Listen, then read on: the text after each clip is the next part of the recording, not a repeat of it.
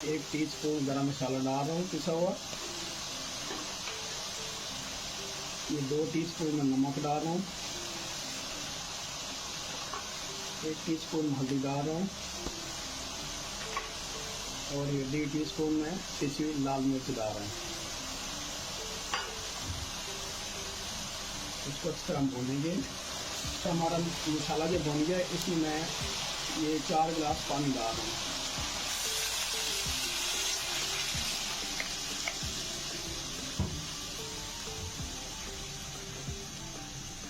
अंदर 2-4 चम्मच डाल देंगे हम।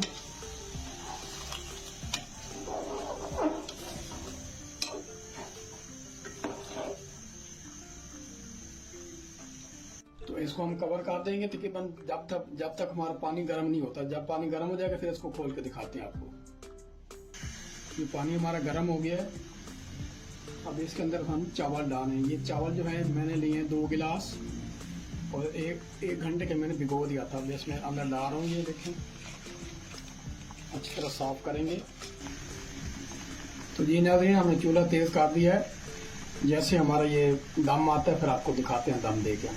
तो जी नाज़रीन, ये पानी खुश्क हो गया, हम इसको दम देने लगे हैं। ऊपर थोड़ा सा मैं सफ़ेद ज़ीरा डाल रहा हूँ 1 टीस्पून।